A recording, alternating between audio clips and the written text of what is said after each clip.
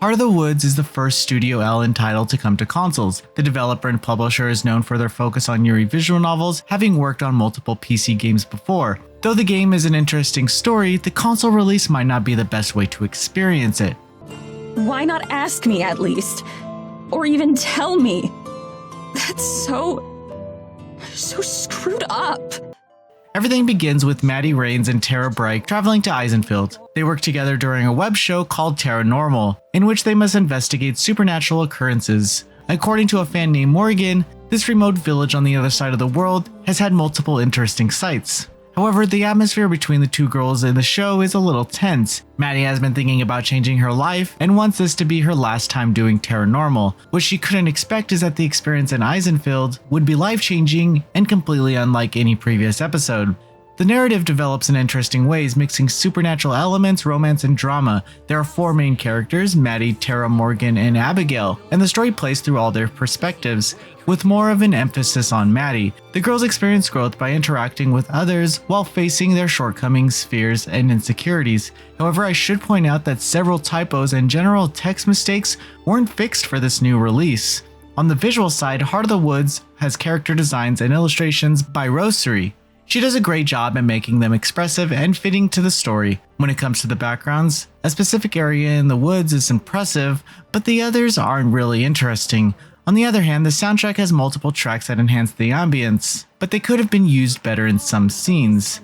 The interface is basic, giving a real indie appeal, but the real issue in the Switch version manages to be performance. The most annoying thing that happens is that the game crashes frequently. Even though it's not particularly lengthy, around 6 hours, this is the game that has crashed the most out of all the Switch games I've played to date, which happens to be once every hour. Besides that, some of the animations and transitions have a noticeable slowdown. It's easy to notice when the game changes perspectives between characters, as the sequence takes too long before the player has control again. Even the main menu can sometimes take a while to accept the player's inputs on the touchscreen. Having to touch and hold choices feels weird and takes away from the illustrations that accompany these moments. One nice aspect of the game is that it includes some accessibility options. This includes audio cues telling you which track and sound effects are playing, 2 text sizes, open dyslexic font, image descriptions, and self-voicing for non-voiced moments. However, even those can have some problems, as a large text size is what it normally should have been, and when I tested self-voicing, it was way too low and noisy.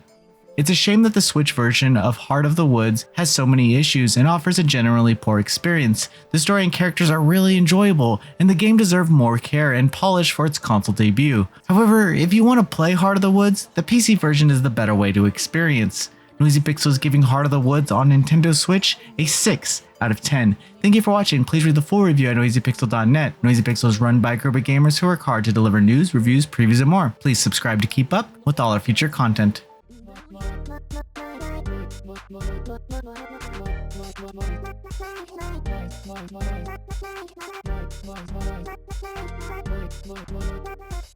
Noisy Pixel.